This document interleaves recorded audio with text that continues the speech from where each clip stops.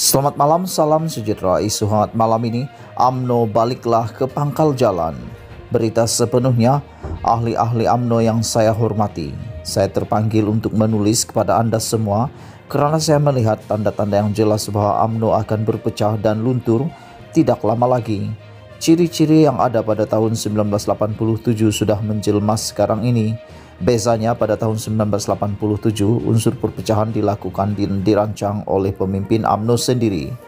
Mereka lakukan ini karena tidak mau pemilihan UMNO berjalan secara demokratik. Lalu tergamak mereka enggan menyelamatkan 12 cawangan UMNO yang tidak berdaftar. Karena ada cawangan UMNO yang tidak berdaftar, itulah menyebabkan UMNO dimatikan oleh mahkamah. Cara inilah yang membolehkan pemimpin yang rakus kepada kuasa itu menumbuhkan UMNO nomor 2 dan matikan parti UMNO asal. Sejak hari itulah malangnya orang Melayu yang berkecimpung dalam politik merasakan apa yang perlu untuk memegang kuasa bukanlah dengan cara yang sah dan halal, tetapi menggunakan bermacam-macam taktik kotor dan jalan yang melanggar undang-undang. Asalkan mereka berkuasa, mereka kagum dengan absolute power, yaitu kuasa mutlak.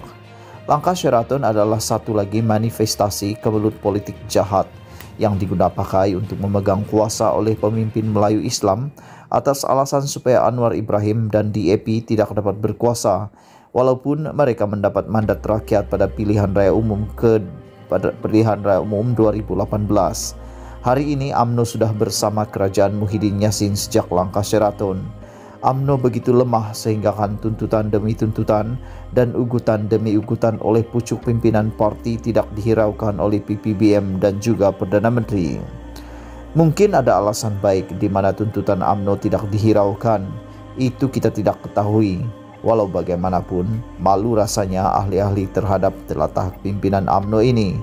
UMNO coba mengambil sokongan PAS, kononnya untuk penyatuan umat, tetapi kita tahu dari dahulu lagi PAS hanya akan bersama mereka yang boleh memberikan mereka kuasa dan uang ringgit.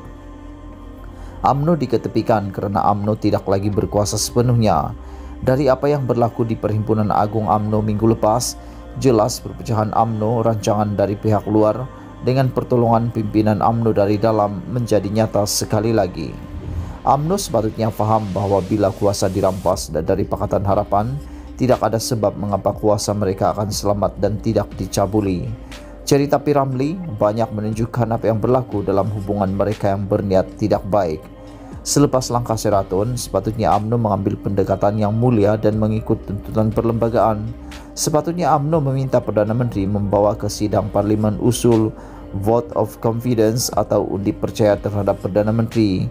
Inilah tuntutan amalan demokrasi, tetapi UMNO merasakan permainan politik yang merupakan membawa tekanan dan ugutan lebih untung kepada mereka. Tidak heranlah PPBM dan Perdana Menteri meminta yang di-Pertuan Agong mengisytiharkan darurat. Dengan darurat tidak ada lagi parlimen bersidang dan tidak lagi perlu Perdana Menteri menunjukkan dia ada sokongan majoriti untuk memerintah. Dengan darurat, demokrasi mati dan hanya akan dihidupkan bila PPBM merasa kukuh untuk bertanding dalam pilihan raya. Proses ini hanya menguntungkan PPBM dan rakan-rakan. UMNO telah menghidupkan dan memanjangkan umur parti serpihannya PPBM, walaupun cara ini jelas akan menghancurkan diri mereka sendiri. Sebagai seorang ahli parti selama 23 tahun satu masa dulu, saya harap ahli UMNO fikirlah apa pendekatan yang paling baik untuk menyelamatkan parti ini. Pada pendirian saya, orang Melayu Islam yang ingin melihat parti politik kukuh untuk membela nasib mereka, mestilah parti bersandarkan nilai dan prinsip yang baik. Perjuangan mestilah dilandaskan kepada prinsip dan etika yang sehat. Kalau kuasa itu lebih penting dari apapun, tindakan dianggap sah dan halal jika mencapai matlamat kuasa itu. Maka yang berlaku hari ini adalah hasilnya. Slogan palsu menyatukan ummah dan sebagainya sudah lama basi dan tidak lagi perlu diperkatakan.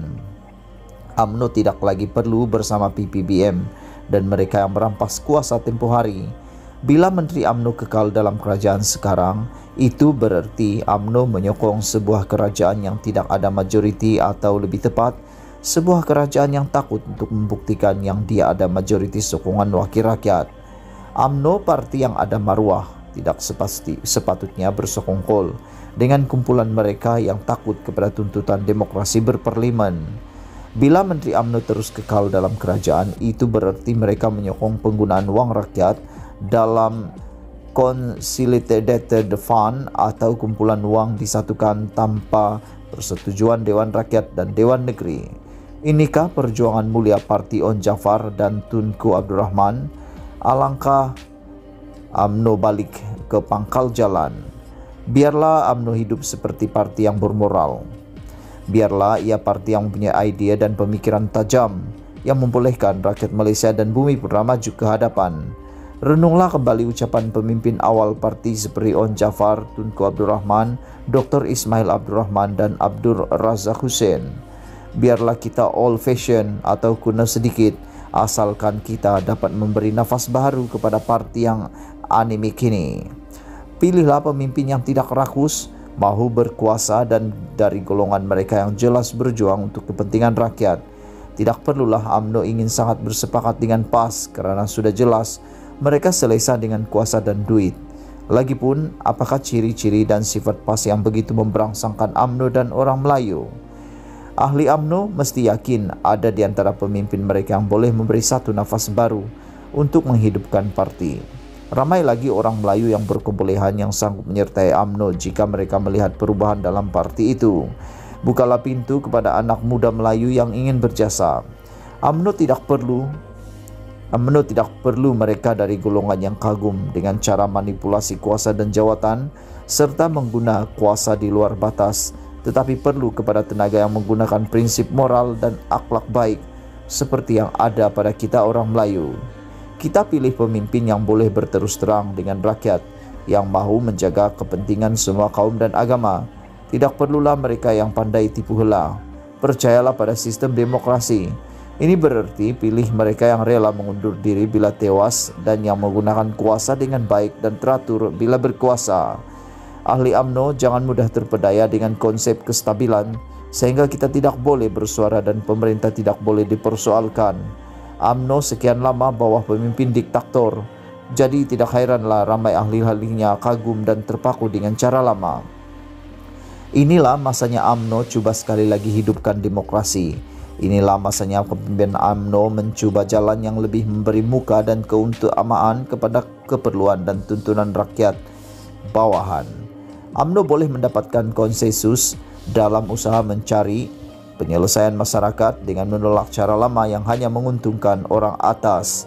Tanyalah kepada pemimpin UMNO hari ini, apakah yang mereka akan bawa kepada pengundi nanti? Apakah mereka akan mempertahankan dasar yang ada pada kerajaan hari ini? Dan jika itulah yang akan berlaku, apa perlunya rakyat memilih UMNO? Jelas sekali parti ini memerlukan hala tuju dan perancangan baharu untuk mendapat mandat dan kepercayaan rakyat. Tiada jalan pintas berkawan dengan PPBM dan PAS, tetapi menghidupkan identiti dan perjuangan tulen Parti Melayu ini. Artikel ini adalah pandangan penulis dan tidak semestinya mewakili FMT. Sumber dipetik daripada FMT. Sekian isu hangat pagi ini. Jangan lupa tekan butang subscribe dan kita jumpa lagi. Bye-bye.